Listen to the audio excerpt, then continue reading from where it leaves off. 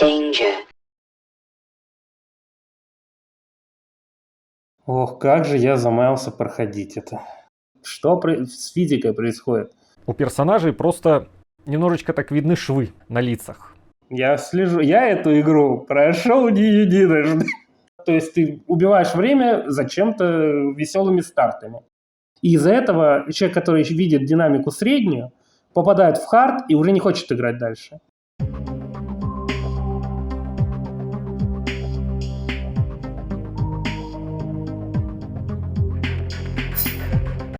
Пятый уровень. 5-й уровень, глава, она у меня называлась «Бытовое насилие», а официально эта глава носит название «Домашнее насилие». Прикольно. Как мы уже говорили, дальше на ПК мы проходили вдвоем. Я, по крайней мере, сделал свое дело. Я просто бежал вперед и рашил. Максимально. Боря мне еще говорил, куда ты лезешь? Подожди. И закидывал меня гранатами попутно в спину. 5-й уровень, в отличие от 4-го, оказался намного проще. И вначале, по большому счету, нечего рассказывать. Мы идем по кишкообразным коридорам, после чего мы попадаем в бассейн, и как минимум здесь можно сделать акцент на прикольном трупе охранника, который в нем плавает. Кстати говоря, здесь нужно добавить ремарку, что появляются новые враги, это спецназовцы. Да, на уровнях появляются спецназовцы, и на протяжении ближайших 2 они будут нашими первоочередными противниками. Бассейн, это, конечно, прикольно. Я смог все еще попроходить до вентиляции бассейна один. Это тот момент, когда у меня еще не вылетело. Когда я единственный успешный раз закончил предыдущий уровень и пробрался на этот без тебя. Ну а наша основная здесь задача, естественно, одним персонажем мы залезаем в вентиляцию, лезем по системе, после чего нам нужно открыть дверь для второго игрока. Как только первый теряется из виду, тут же появляются противники. Ты тогда меня спрашивал, были ли у меня противники, я говорил, что не помню. Все-таки я ошибся. Я в этот кат все-таки услышал выстрелы, переключился на аватара и пострелял противника в бассейне.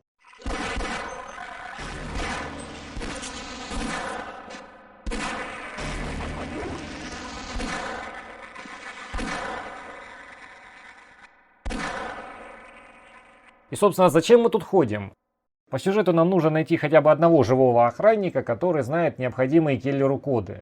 И в самом конце этого жилого комплекса мы, естественно, такого охранника найдем и сопроводим его к ожидающему за углом киллеру. И самое забавное, что если прийти к киллеру до того, как мы найдем охранника, он скосплеит Тодда из Супер Марио. В смысле? Очень рад, что вы еще живы, но миссия не будет завершена, пока вы не доставите мне охрану. Очень рад, что вы живы. Идите еще раз рискните. Ну и в принципе про уровень сказать-то больше и нечего. Он линейный, с минимальным количеством развилок. Единственное, что он, да, напихан огромным количеством военных и турелями, но по большому счету это все. Именно этот уровень абсолютно такой же пустой, как 3-й уровень, в котором мы антенну крутили.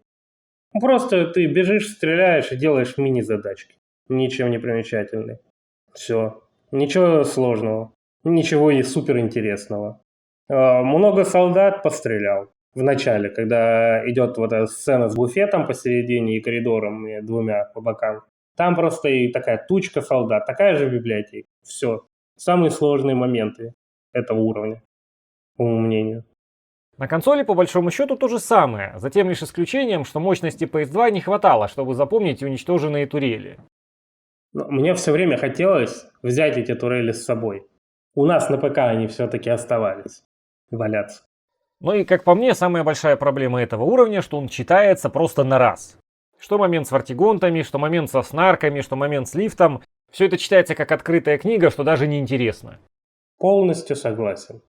Честно, этот уровень я даже забыл, где заканчивается, а где начинается. Самое смешное, у меня возникало ощущение, что этот уровень где-то не на своем месте стоит. Потому что 5-й уровень намного проще 4-го. А вот в 4-м очень сильно не хватало автомата. Если бы он там был, уровень проходился бы раза в 1,5, наверное, проще. Потому что убивать грантов из дробовика зачастую просто-напросто неудобно. Проблема больше в контроллерах. Стрелять, конечно, с револьвера круто, но если ты проходишь один, то это очень крайне не забавно. Когда ты поворачиваешь, тебе нужно отстреливаться, по моему мнению, автомат был бы неплох. Он бы как минимум компенсировал проблемы некоторые. На самом деле могло быть как угодно, учитывая, что есть информация о том, что часть уровней точно из игры вырезали. Во время разработки предполагался уровень, в котором финальным боссом будет Гаргантюа. Но до релиза он так и не добрался. Так что кто знает, может мы потеряли как минимум пяток уровней, а оставшиеся уровни собирали воедино, как получится.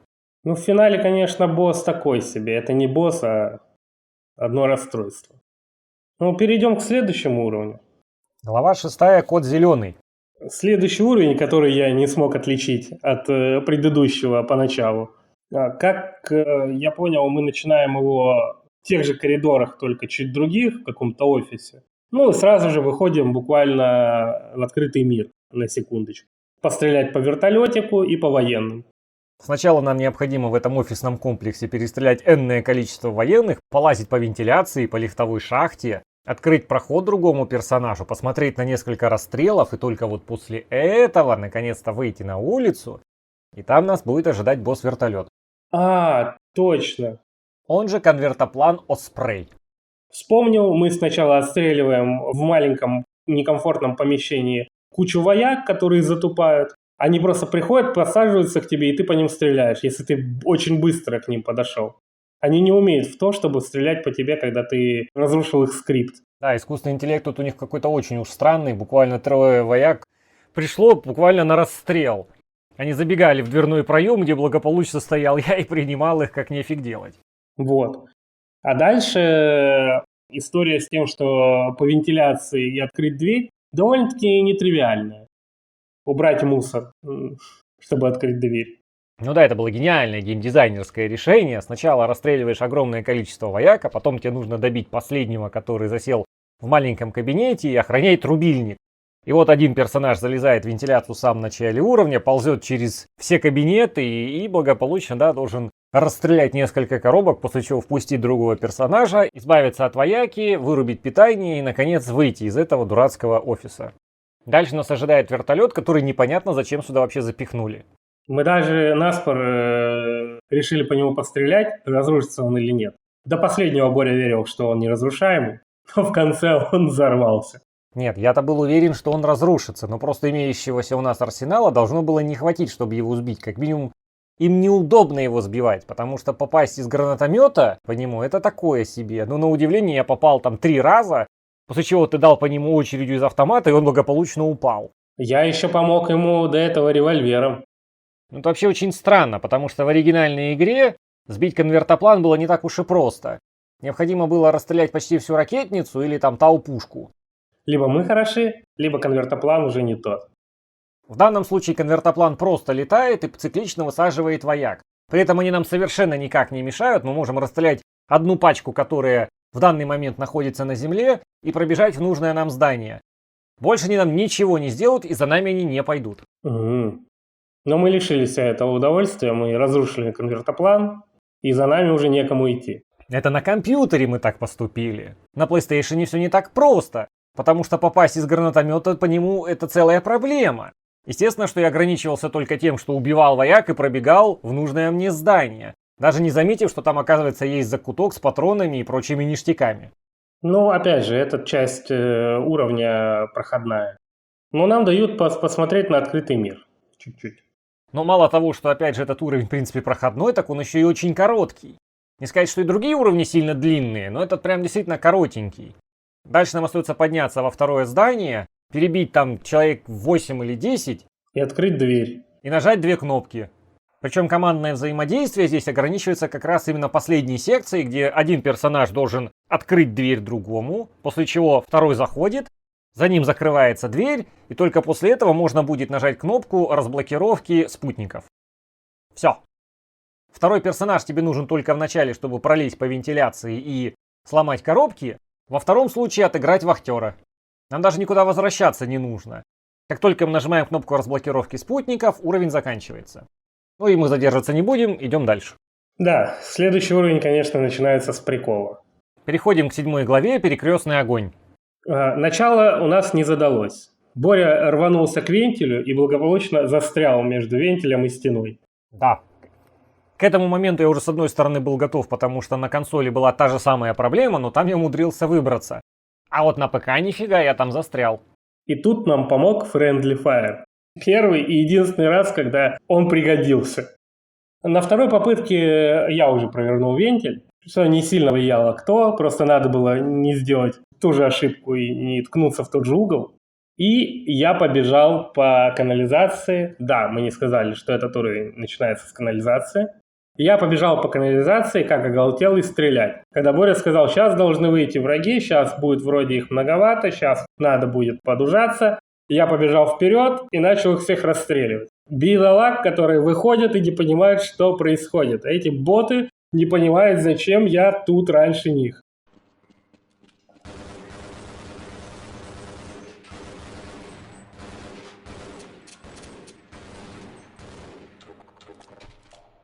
Уровень по канализации довольно-таки обычный. Ну да, это длинный кишкообразный уровень, но тем не менее куда более наполненный. Здесь уже не только вояки, но еще и вартигонты. Здесь есть пара загадок, здесь есть пара нычек, достаточно патронов и аптечек, их есть на кого и куда тратить.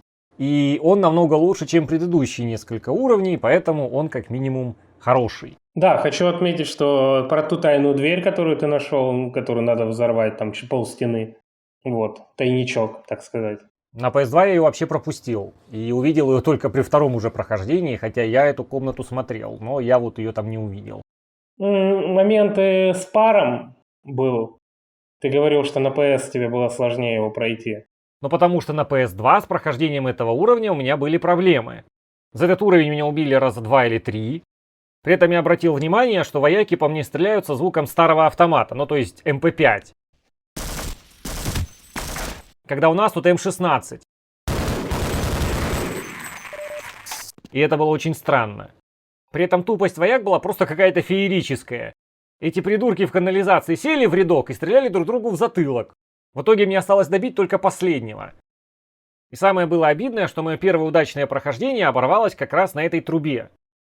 По задумке нам необходимо одним персонажем перекрыть подачу пара, после чего вторым персонажем подняться по лестнице и перекрыть главный вентиль. Но я по дурости душевной понадеялся, что успею проскочить, и благополучно сдох. Ну тут, кстати, неочевидная история. Вначале ты же проходишь моментик с трубой тоже, с белым вот этим дымом, там где яд, на тренировочном поле. И ты об него коцаешься, и коцает тебя совсем немного. Ну да, пар наносит урона очень много. Ну и в конце концов мы попадаем в комнату управления лучевой матрицей, куда нас, собственно, и посылали изначально. И теперь нам необходимо поднять это устройство на поверхность, чтобы с ее помощью наконец закрыть пространственный разлом. Но с маленькой подъебочкой. Пока один нажимает вверх-вниз, поднимая и опуская платформу, по идее, второй на этой платформе поднимается и крутит вентиль, то есть восстанавливает работоспособность, который условно не работает, ну, сюжетно. И тут, если бы Боря не сказал, я, будучи стоя у панели до сих пор, как поднял ее, и Боря не поднялся на этой панели и не переключил вентиль, меня бы пришибло трубой. По сюжету труба падает прямо на место того, кто за рубкой стоит, за этой панелью. Я благополучно отошел и увидел прекрасную картину падения трубы и пробивания дна. Ну да, потому что на приставке я столкнулся с этой проблемой, но благо у меня персонаж стоял ближе к стене и получил урона не так много. Я, конечно, не стал проверять, сколько максимально вся эта система может нанести урона, но не исключено, что если персонаж стоит под трубой, он либо умрет, либо вместе с ней провалится в подпол. В подполе мы спускаемся и поднимаем ее заново. Качелями, которыми мы поднимали лифт в начале. После того, как панель управления ломается, у нас снова наступает мимасная секция с рычагом. Плотину надо поднять рычагом. Я его дам. Канал нужно завалить камнем. Камень я не дам. Ну, по сути, это конец уровня. При поднятии платформы уровень автоматически завершается. Но все равно я бы не сказал, что этот уровень претендует прямо на хороший уровень. Тут всего 3 хороших уровня за всю игру. И то, последний уровень, он не просто хороший, это просто месиво, забегая вперед. Хороших уровней здесь, да, можно пересчитать по пальцам. Это 8-й, 4, как минимум потому, что он хотя бы какой-то челлендж дает. И все. И последний. 2. Ну, второй уровень ознакомительный. Больше. Ну, в любом случае, 5 ни о чем, 6 как бы тоже не особо интересный. 7, ну, туда-сюда с пивом покатит. Нормальный, да, 8, 9, ну, тут про 9 отдельный разговор. Я его хорошим сразу не назову. Но пока переходим к 8. 8 уровень — напряженность. Описывает весь уровень максимально. Да, тут не хватает пояснения напряженность чего, но я думаю, и так понятно. Ну, мы начинаем в лаборатории, нам затирают, как важно что-то делать, как обычно. Мы как будто не знаем, что нам важно все это сделать. Все начинается с того, что мы попадаем в эдакий хаб на последние 2 уровня. Наша задача перенастроить 3 кристалла, чтобы запитать эту вот установку, которую мы только что подняли. В начале уровень выглядит финтиперсово красиво. Мы в лаборатории, да, нам рассказывают про нашу задачу с кристаллами. Мы выходим, и что мы делаем? На лифте поднимаемся, Мы опускаемся там, не поднимаемся. спускает нас вниз. Тут мы попадаем в лабораторные коридоры и играемся немного с вартигонами и зомби. И доходим до части такой биолаборатории изучения фауны Зена. Параллельно там же у нас находится и настройка кристаллов в конце этого коридора. Ну, кстати, эта секция мне очень понравилась, потому что ничего подобного мы до этого не встречали. А здесь можно увидеть препарированного хедкраба, посаженного на систему искусственной вентиляции легких булсквида, расчлененного зомби. Однако тут возникает несколько вопросов. Какого неугодного коллегу вы пустили в расход ради науки? И когда вы это успели сделать? Смотри, я так полагаю, они же это изучали ранее, до вторжения, до проблем. Да. И есть вероятность, что когда кто-то отправлялся в Дзен, или они из Дзена поймали первого хедкраба давным-давно, кто-то неосторожно получил его на лицо. И так как пришлось его ликвидировать вместе с коллегой, то они, наверное, решили просмотреть или пронаблюдать процесс трансформации. Возможно, они не ликвидировали сразу, а смогли изолировать, а увидев, что идут изменения, решили поизучать. А потом решили препарировать. Так как там, кстати, в колбе еще и Грант живой. Так-то оно так, но он-то, к сожалению, не в защитной экипировке, а в офисном костюме. Так что это либо нерасторопная жертва эксперимента, либо целенаправленное вредительство. Ну, я полагаю, просто это нерасторопная жертва эксперимента. Человек затупил, забыл, колба с хедкрабом открыта, упала. Там они оказались друг напротив друга, искра, буря, хедкраб. Вот. Эка тебя тыркнуло. Ну на, выпей. Может, отпустит. Ну, а что дальше? Дальше мы уже дошли до комнаты с кристаллами. Мы там чуть подзатупили. Для нас это, как я понял, для тебя тоже уровень первый, который ты не проходил до меня. Да, я про этот уровень много слышал, но никогда его самостоятельно не проходил. Вот, а я тоже. Первый раз услышал, первый раз увидел. Мы немного затупили что от нас требуется. Мы долго включали, выключали и менялись местами. Но по итогу допетрили, что надо по очереди лучи забрасывать под свет, комбинируя. Ну, в принципе, загадка-то тривиальная до невозможности. И разработчики даже троллят в этом плане игроков, потому что в комнате управления висит инструкция, что нужно сделать, но там все замазано кровью. После нехитрых манипуляций мы доводим кристаллы до кондиции. И тут начинается, наверное, момент, что один остается обязательно в рубке с переключением этих лучей энергии, а другой остается за пределами, поворачивая панели, а потом отбиваясь от врагов. И вот концовка мне в этом плане совершенно не понравилась. Враги появляются в самом конце, когда задачка решена. Но проблема в том, что самый кратчайший путь на выход через заблокированную дверь. И если один персонаж может выбраться легко, то второму персонажу необходимо обойти через весь уровень, чтобы к этому лифту вернуться. А уровень закончится только тогда, когда 2 персонажа войдут в лифт, подымутся обратно в комнату управления, где сидит Келлер, и подойдут к нему.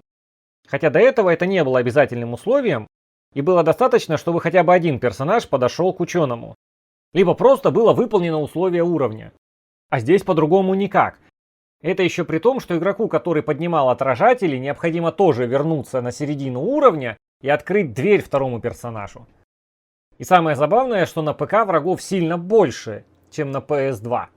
Да, пока я дошел до Бори, убил 3 грандов. Хотя прошел я очень малый отрезок.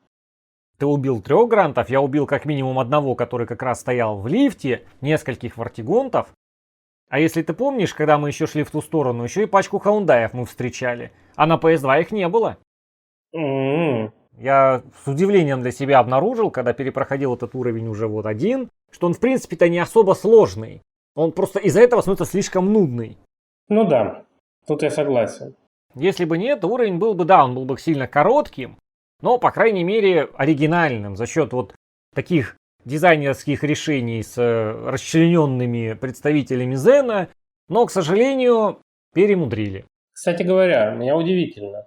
Мы поднимаемся на лифте обратно, чтобы дойти до киллера, и нас встречают еще 2 гранта.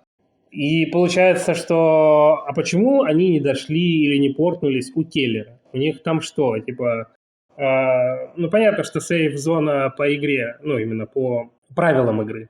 Но по сути, почему там не появились ни вартигонты, ни гранты, ни хотя бы хедкрабы, и катался бы такой зомби-келлер? Самое забавное, что у меня этих пехотинцев просто не было.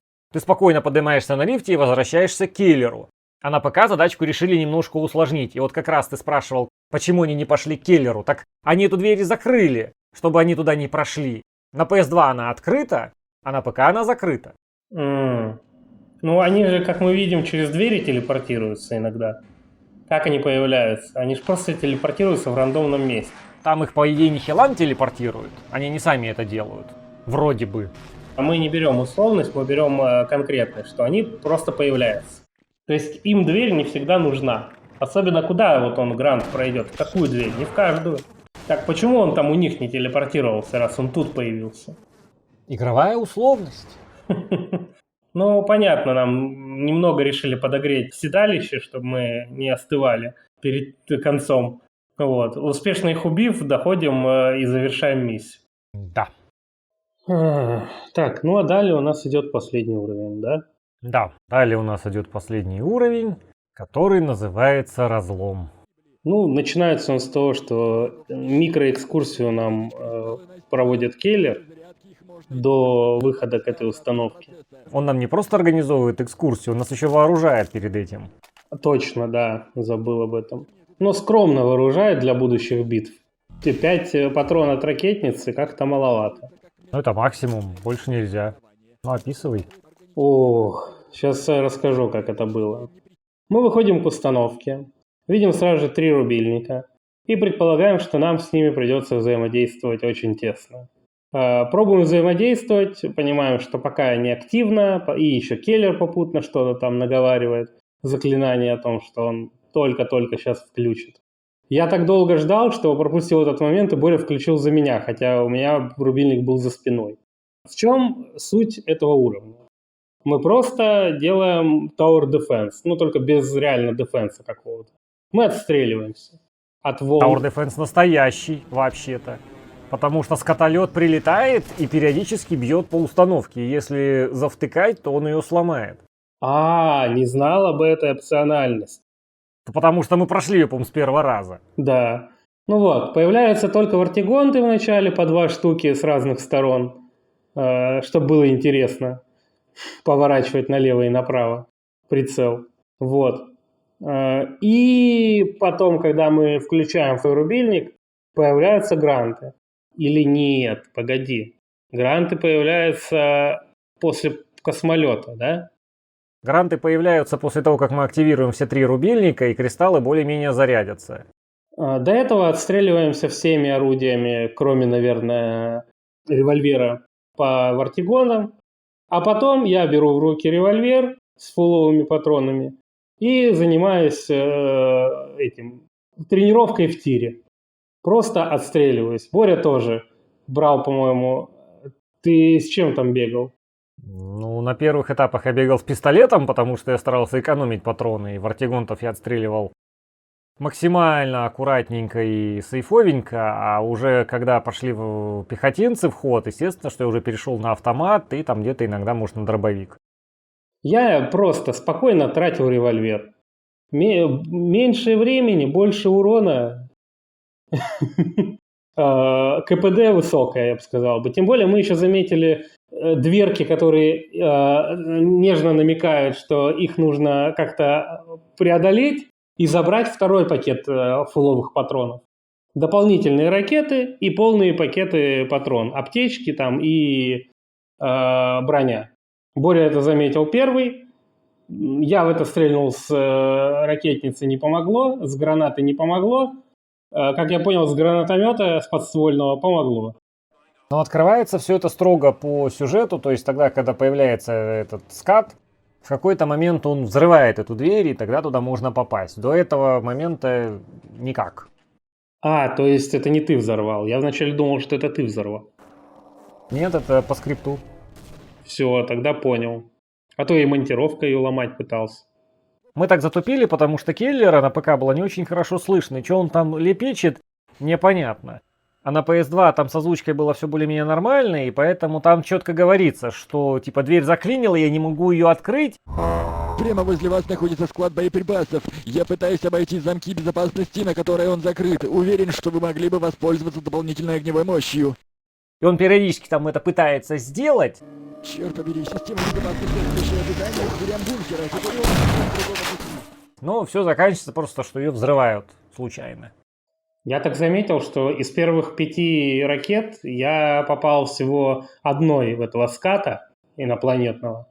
2 в грантов 2 и 2 в молоко. В одного гранда ты так филигранно попал, что оно у меня пролетело над ухом и умудрилось мне даже урона почти не нанести, хотя я стоял там в полуметре от него.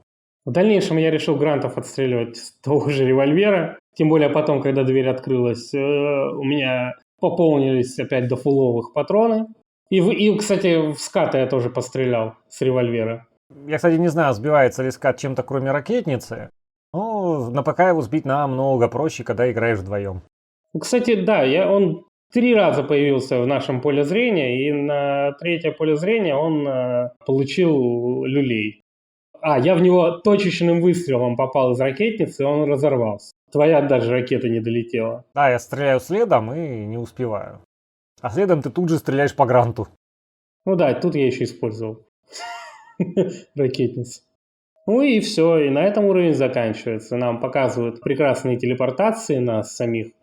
Мы попадаем в гармонический рефлюкс, перемещаемся по некоторым помещениям, видим Барни Колхуна, которого в этот момент тоже кидает из телепорта в телепорт, и на фоне где-то там Розенберга можно услышать. После чего мы снова попадаем в комнату управления Келлеру, он хвалит нас, что мы справились, можем отдохнуть, и игра на этом заканчивается.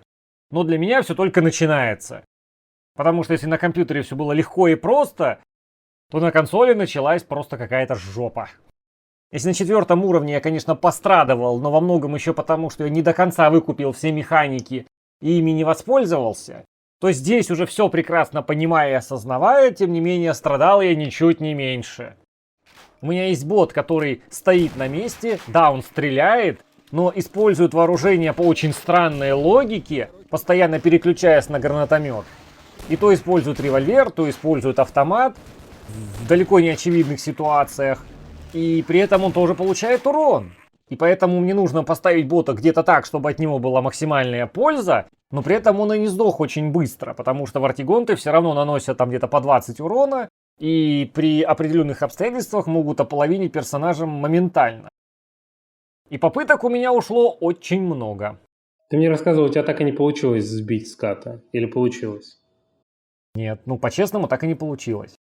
Это еще при условии, что если ты облажался, тебе все нужно начинать сначала, слушать Келлера, собирать амуницию, спускаться вниз, расставлять персонажей, ждать, пока зарядится первый кристалл и отстреливать вартигонтов, потом второй, потом третий, и потом начинается самое веселое. И где-то к попытке 3-й я наконец нашел место, где можно поставить нашего NPC, чтобы он стрелял по противникам и получал как можно меньше урона. Но, к сожалению, рандом был не на моей стороне, и периодически персонажа то убьют, то я сам получаю такое количество урона, что дальше продолжать просто уже не было смысла. В какой-то момент я начал использовать сейф-стейты, чтобы как минимум пропустить всю эту прелюдию перед началом. Но даже в этом случае до финала я так и не добрался. И вся проблема заключается именно в грантах и стрельбе по этому чертовому скату. Отстрел вартигонтов проблемой не является, потому что у тебя есть пистолет, у тебя есть дробовик и 2 камня, из-за которых можно спокойно выскакивать и прятаться в нужный момент. А вот с пехотинцами все куда сложнее, потому что, во-первых, они появляются иногда не очень удачно, и урона наносят очень много. При этом напарник использует оружие как попало. Иногда он убивает пехотинца быстро, иногда долго. Но к чести разработчиков стоит сказать, что искусственному интеллекту прописали логику реагирования при появлении ската, но при этом нет никакой гарантии, что он попадет. В большинстве случаев напарник просто стреляет уже в самый последний момент и с большой долей вероятности промахивается. А количество снарядов у нас не бесконечное. И при самом моем удачном раскладе все закончилось тем, что у меня просто кончились ракеты. Я отстрелял все возможные у себя, у напарника, со склада, и мне этого не хватило, скат просто не сдох. Может, он ввел чит на неуязвимость, чтобы одинаково. Я хрен его знает, как это так получилось, потому что я попал по этому скату, ну как минимум раза 4, и искусственный интеллект тоже по нему попал далеко не один раз, при том, что у нас там около, получается, 20 там ракет или что-то около того, но при этом не хватило. То есть даже при таком, казалось бы, выигрышном раскладе все равно есть огромное количество проблем. А я напомню, что время у нас ограничено, потому что скат постепенно выводит установку из строя. У нас ограничены ракеты и противников, которых меньше не становится. И уже буквально в порыве отчаяния мне ничего не оставалось, как снова прибегнуть к читам, чтобы как минимум понять, все ли тут в порядке, или тут опять какая-то багулина, и тут все сломано. К моему разочарованию там все было нормально, и мне просто банально не повезло. После энного количества попыток ската мне все-таки удается сбить, и я вижу концовку во 2-й раз. Здравствуйте, на связи Чиллер No. 1. В этом ролике я появился с целью рассказать вам, как исправить и обойти проблемные моменты в ПК-порте Half-Life DK. Все было проверено на версии DK из этого руководства Steam. Первая проблема — это несохранение прогресса. Если в ПК-порте вы дойдете до какого-либо уровня, перезапустите игру и загрузите тот уровень, до которого вы дошли, то на экран высветится надпись, что, мол, вы еще не дошли до этого момента. Чтобы прогресс начал сохраняться, нужно в папке Decay создать папку Save, обязательно написав ее название большими буквами. Вторая проблема. При игре в одиночку к вам присоединяется бот, и при переключении между персонажами он может изменить свой угол обзора, что может усложнить некоторые моменты. Однако, бота можно повернуть в другую сторону. Просто станьте к нему лицом, можно потолкать, и тогда он повернется в другую сторону. Третья проблема. В уровне Domestic Violence в конце уровня требуется довести охранника до Келлера. Но есть одна проблемка. Если подойти к нему и нажать кнопку использования, английское E по стандарту, это действие сломает последующие скрипты, из-за чего вы не перейдете на следующий уровень. Дабы скрипты не сломались, когда вы найдете охранника, надо немного отойти от него, и тогда он сам добежит до нужной точки, и уровень закончится. Четвертая проблема. В уровне Rift при игре в одиночку смещающий маяк может не запуститься. Проблема в том, что дверь, которую нам открывает Келлер, должна закрыться, но по каким-то причинам она этого может не сделать, из-за чего и не срабатывают последующие скрипты, в том числе и запуск смещающего маяка. Чтобы дверь закрылась, после того как вы выйдете первым персонажем, а потом вторым, нужно переключиться снова на первого и подойти им к двери. Тогда дверь должна закрыться, и вы продвинетесь дальше. Еще хочу добавить об уровне сложности. В порте она по умолчанию стоит легкая, и без команд ее никак не поменять. Чтобы ее все же поменять, требуется в папке DK создать файл userconfig, обязательно в формате .kfg. Затем вписать в него команду skill, и после пробела написать либо единицу, либо двойку, либо тройку. Единица легкая сложность, двойка это средняя, тройка тяжелая. Это были все моменты, о которых я хотел рассказать. Не благодарите. Ну что, подведем итоги? Да. Мои ощущения от игры в целом очень хорошие. По уровням я кратко скажу так. Большинство уровней проходные, они такие вялотекущие, ни к чему не обязывающие. Когда один проходишь, это еще больше затягивает в уныние. Само по себе прохождение с тем, что ты одним персонажем все делаешь, а вторым тебе просто приходится вынужденно что-то переключать, включать и иногда его сейвить, а все остальное ты в одно рыло делаешь. И, по сути, просто у тебя есть придаток довеса, который нужно двигать и тратить время. Так еще есть уровни, которые сами по себе растягивают игру и тратят время. То есть это x2 траты времени, и ты чувствуешь какую-то затяжную историю, которую искусственно здесь сделали. Таких уровней 3 как минимум в этой игре. Без них игра ничего не потеряла. Разбросай часть этих локаций. Можно сказать, сократи их до одного уровня и раскидай по всей игре, было бы намного лучше. Остальное хорошо по динамике. Сказал, я не жалуюсь на графику, но, наверное, я не с чем сравнить. Я пока не видел Борина футажи. Может, не увижу. Только в конце. Но мне игра понравилась. Лучше, чем Blue Shift, честно говоря. Есть динамика, есть на уровнях 2-3. Есть какое-то подспорье, смысл, есть рандом, который где-то тебя бесит, где-то радует. Ну, меня в большей степени бесил. Везде мне хватало аптечек. Если я грамотно стрелял, грамотно понимал, что происходит, где мне можно засесть, где нужно засесть, где нужно все-таки не бежать, сломя голову, как я с Борей. Вот, потому что я один, а бот мне не поможет. Я бы сказал, концовка смазанная, стрелять по бесполезному скату, который, оказывается, рушит постройку. Многие там моменты с военными затяжные, просто стрелять по ботам, которые могут впитать очень много урона и иногда тупят. Это неинтересно. И есть уровни, в которых просто неинтересные загадки. Уровень с кристаллами, допустим, можно как-то оправдать. Тележки, вагончики, бессмыслица. В целом игра хорошая. Мне все понравилось. Я запомнил 4 уровня наизусть. Остальные 4 пролетели очень быстро и очень весело.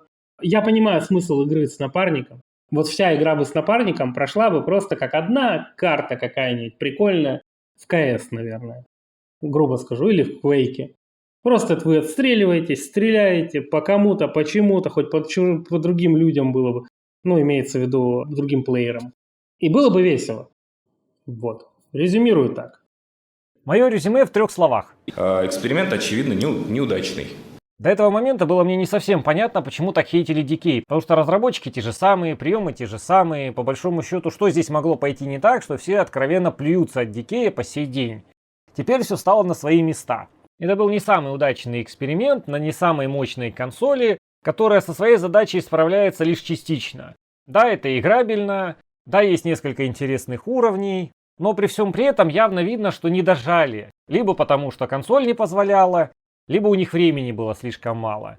Выберите, что вам больше нравится. Но если посмотреть на тот же 8-й уровень, если бы такой подход использовали по всей игре, то результат был бы намного лучше.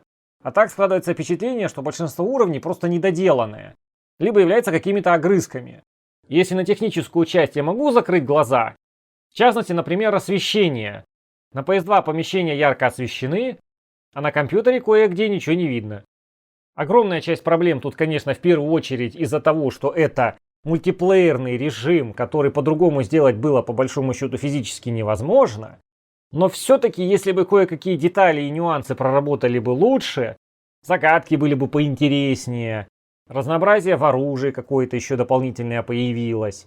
Тут огромные проблемы с бестиарием, тех же булсквидов, тентаклей и прочих мы за игру так и не встретим. Понятное дело, что попытаться убить того же Гаргантюа или проползти под тентаклями с таким управлением это было бы что-то с чем-то, но с другой стороны, без этого как-то уж совсем скучновато и однообразно. В принципе, вам за глаза было бы 4 уровня, и на этом можно было бы остановиться. Дальше проходить по большому счету нет никакого смысла, потому что видите плюс-минус все то же самое. Ну, за исключением, что в одном случае вы деретесь кое-где с хикушниками, а на первых уровнях этого ничего нет.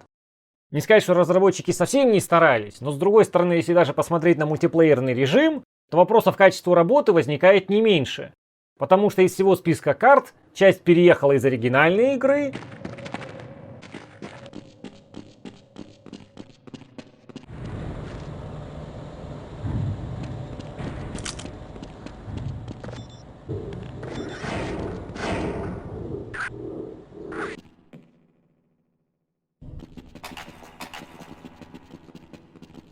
другую часть разработчики сделали на коленке из синглплеерных уровней оригинала,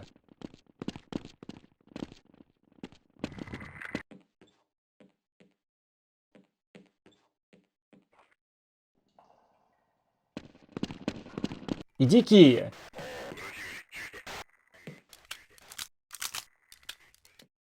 И не сказать, что это хорошие карты. Они маленькие и довольно примитивные. Большого разнообразия там нет. Я, конечно, понимаю, что мы говорим о сплитскриновом мультиплеере. Но с другой стороны, хотелось чего-то большего. Crossfire сюда пихать, конечно, не было никакого смысла.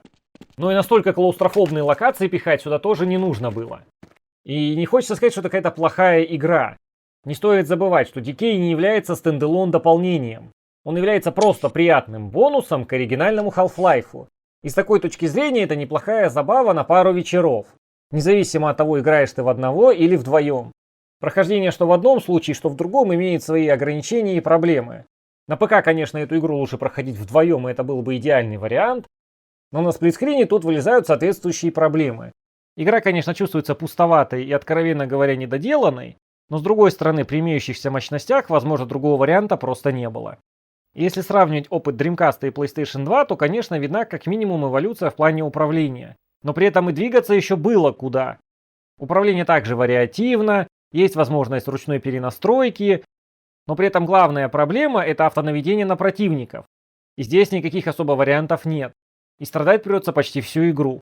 Если вывести это за скобки, то в общем и целом прогресс налицо, и он положительный. Если сравнивать PS2 и ПК, то мой голос будет не в пользу консоли. Хоть ПК-порт сделали достаточно вольным, внесли кое-какие корректировки, увеличили уровень сложности, но в данном случае это идет игре на пользу. За счет того, что у нас нет проблем с управлением, такое количество противников не вызывает никаких вопросов.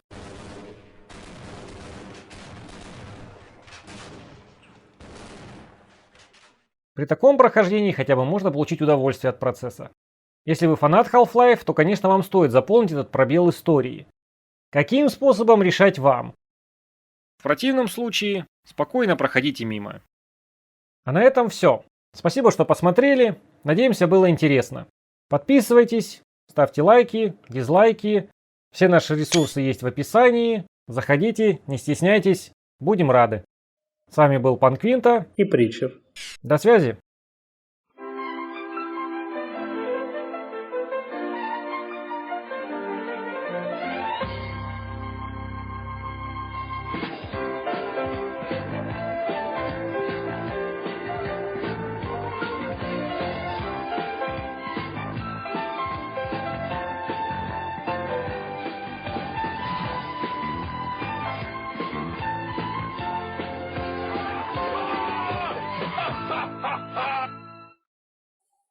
Подпишитесь на канал.